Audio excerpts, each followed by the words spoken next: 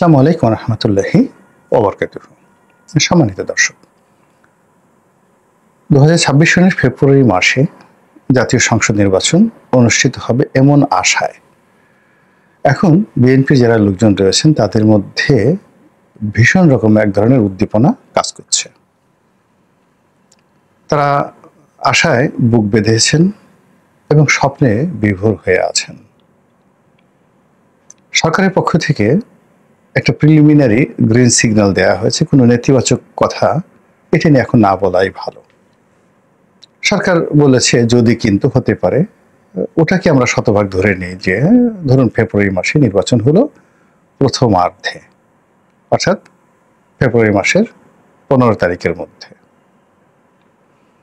তো যখন আপনি প্রথম আর্ধ মানে ফেব্রুয়ারি মাসের 15 তারিখের মধ্যে একটা নির্বাচন, তখন আপনি একটু স্মরণ করেন তো 15ই ফেব্রুয়ারি যে শব্দটি, এটা আপনাদের মনে পড়ে কিনা,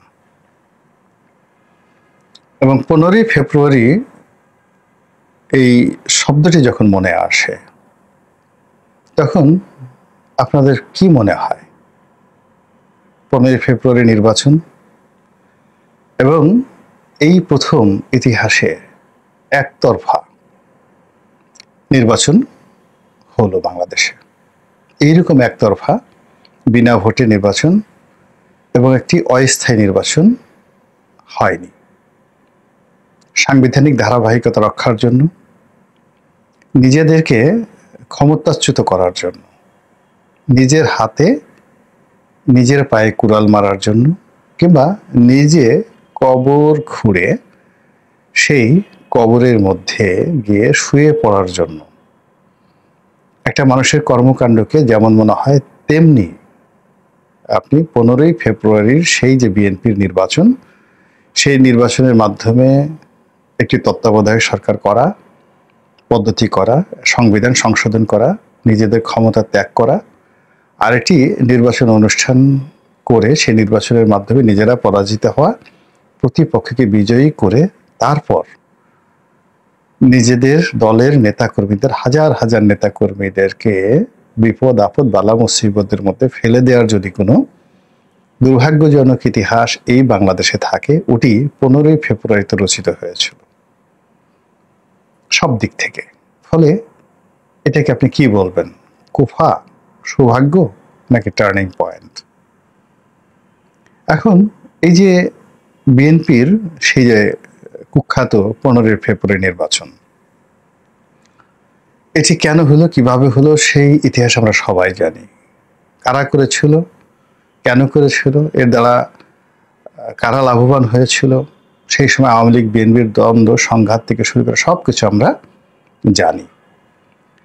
তো কাজেই সেই ফেব্রুয়ারি মাসের প্রথমার্ধে আমরা 15 তারিখকে স্মরণ রেখে আবার 2026 সনে আরেকটি নির্বাচন অনুষ্ঠান করতে যাচ্ছে। তাহলে 2026-এর পাশে আপনি যদি একটা 6 ধরেন, তাহলে সেই 6কে আপনি একবার কল্পনা করেন। 2026-এর 6, 2006 সালের 6, 1996 সনের 6। তাহলে 6 সংখ্যাটি বিএনপির জন্য মানে কতটা বিপজ্জনক, এটা আপনি শুরু করেন প্রথম থেকে। বিএনপির যে রাজনৈতিক বিবর্তন, সেই বিবর্তনের সবচেয়ে ভয়াবহ অবস্থা তাদের জন্য তৈরি হয় 1986 সনে 6, তারপরে 1996 সনে 6, 2006 সনে 6, 2006 সনের পরে আবার 10 বছর পরে আপনি আসেন 2016 সনে। বিএনপি তছনছ করে দিয়েছে 2016 সনে। আবার 2026-এর 6 গেল, 6 সংখ্যা। ফলে এই যে সংখ্যা তত্ত্ব নিয়ে জ্যোতির্বিজ্ঞান বলেন, তারপর অঙ্কবিদরা বলেন, তারা যে বিভিন্ন শুভ সংখ্যা, বা কারো কারোর জন্য 3, কারো কারোর জন্য 6, কারো কারোর জন্য 7, কারো কারোর জন্য 1, শুভ, কারো কারোর জন্য অশুভ, এই কথাগুলো বলেন। এটা ইতিহাস দ্বারা প্রমাণিত। ফলে বিএনপির জন্য 6 সংখ্যাটি, 6, নাম্বার 6, আমার দৃষ্টিতে এটা একটা মহাবিপদ, বিপদ সংকেত বা মানে 10 নম্বর বিপদ সংকেতের নম্বর 6। সেকেন্ড হলো ফেব্রুয়ারি মাস। ফেব্রুয়ারি মাস বিএনপির জন্য সব সময়টাতে একেবারে প্রথম থেকে, জিয়া রহমান সাহেব যখন মানে 1975 সনের 15ই আগস্টের হত্যাকাণ্ডের পরে 7ই নভেম্বর এলো। 7ই নভেম্বর থেকে যে রাজনৈতিক বিবর্তন, পট পরিবর্তন, বিএনপির ক্ষমতা গ্রহণ এবং ওনার বিরুদ্ধে একের পর এক যে কু হয়েছে, তার জীবনটাকে তছনছ করে ছেড়ে দিয়েছে, এটা আপনি 1975 সনের না 1976 সনের ফেব্রুয়ারি মাসটা জিয়া রহমান সাহেবের পুরো মাসটা কেমন কেটেছে একটু খুঁজে দেখেন তো। আবার একইভাবে 1975 সনের ফেব্রুয়ারি মাসটা তার জন্য কতটা বিব্রতকর, কতটা বিপজ্জনক এবং কতটা ফ্রাস্ট্রেটেড ছিল। যারা তার সহকর্মী ছিলেন, কর্নেল ওলি সাহেব থেকে শুরু করে অন্যান্য যারা জীবিত আছেন, তাদেরকে একটু জিজ্ঞাসা করেন তো যে 1975 সনের ফেব্রুয়ারি মাসের 1 তারিখ থেকে 15 তারিখ পর্যন্ত ক্যান্টনমেন্টে, সেনা সদরে যে সকল ঘটনা ঘটেছে এবং বঙ্গবন্ধুর সঙ্গে আওয়ামী লীগের সঙ্গে যে সকল ঘটনা ঘটেছে, তাতে জিয়াউর রহমান কোন পর্যায়ে ছিলেন, 76 সনের ফেব্রুয়ারি মাসে কেমন ছিলেন, কিংবা উনি যে বছর শহীদ হলেন, যে তারিখে শহীদ হলেন, সে বছর ফেব্রুয়ারি মাসে ওনার জীবন কেমন গেছে, কোন অবস্থার মধ্যে উনি ছিলেন, জাস্ট একটু খোঁজ নিয়ে দেখেন। তারপরে আগে তো বললাম 15 ফেব্রুয়ারি নির্বাচন। আচ্ছা আপনারা বলেন তো, এই যে বেগম জিয়া যে সর্বশেষ সাজাপ্রাপ্ত হয়ে কোর্ট তাকে সাজা দিল এবং তিনি যে জেলে গেলেন, এটা কোন মাসে গেছে খুঁজে দেখেন। ফেব্রুয়ারি মাসে। কত সালের ফেব্রুয়ারি মাসে বেগম জিয়া জেলখানাতে গেলেন একটু খোঁজ নিয়ে দেখেন তো, যেটা কি মার্চে গেছেন, জানুয়ারিতে গেছেন, না কোন মাসে গেছেন। তো ওনার জীবনের আজকের বেগম জিয়ার যে সকল ধারাপাত বা সকল কষ্ট, সকল বেদনা, যা কিছু বলেন, সেটা কিন্তু ওনার জেলে যাওয়ার পর, উনি যেই দিন জেলে গেছেন ওই দিন থেকে তার জীবনের যে নতুন একটা উপাখ্যান, সেই উপাখ্যান তাকে রীতিমতো ফিনিশ করে দিয়েছে। তিনি যে বের হয়েছেন জেল থেকে, এখন আর সেই বেগম জিয়া নেই। তার সেই শক্তি, তার সেই স্থিতি, তার সেই কর্মক্ষমতা পুরোটাই শেষ করে দিয়েছে একটা জেল জীবন। এটা হয়েছিল ফেব্রুয়ারি মাসে। আচ্ছা, তারেক রহমান সাহেবকে একটু জিজ্ঞাসা করেন তো যে 1/11-এর পরে তার জীবনের যে সবচেয়ে যে দুঃসময়টা গেছে, সেটা 2007 সন, অর্থাৎ 1/11 যখন হলো 2006 সনে, তো 2007 সনে যে সময়টিতে, তখন ফেব্রুয়ারি মাসটা তার কাছে কেমন গেছে একটু ক্যান্টনমেন্টে, জেলখানাতে বা তিনি যখন বন্দী ছিলেন, সেই ফেব্রুয়ারি মাসটা একটু তাকে কাউন্ট করতে বলেন। আপনারা কাউন্ট করেন, নিজেরা কাউন্ট করেন যে ফেব্রুয়ারি মাসটা কেমন গেছে। এখন আমি যেমন বিএনপির একজন কর্মী হিসেবে 2018 সন থেকে এই দলটার সঙ্গে আছি। 2018 সনের সে ডিসেম্বর মাসের যে নির্বাচন, সেই নির্বাচনে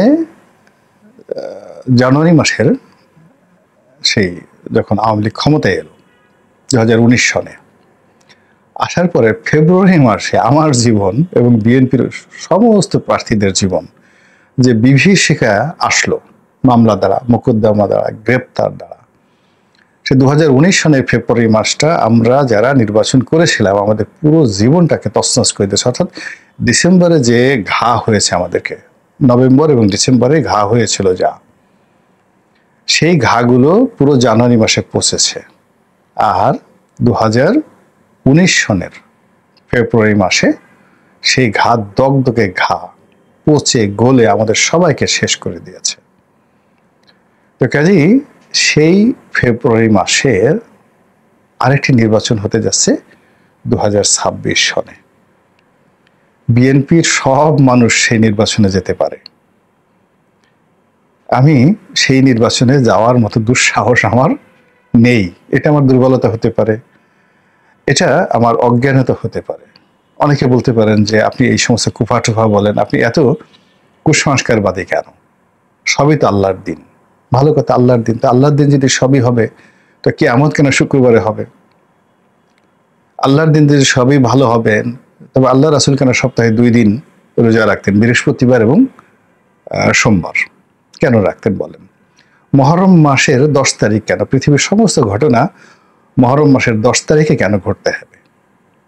একেবারে সবসময় এই ঘটনা কেন ঘটতে হবে? সারা পৃথিবীর যত তোলপাড় করা ঘটনা সৃষ্টি থেকে এ পর্যন্ত, দ্য বুক অফ জেনেসিস থেকে শুরু করে পবিত্র বাইবেল, কোরআন, তাওরাত, জাবুর, যা কিছু বলেন, সব জায়গাতে দেখবেন মুহররম মাসের 10 তারিখ ওই একই দিনে একই ঘটনা ঘটেছে। কেন বারবার? আপনি কি দেখবেন আপনাকে যেটা মশায় কামড় দেয়, কিংবা আপনার নাকের উপর কানের উপর একটা মাছি বসে, ভীষণ রকম আপনি বিরক্ত বোধ করেন।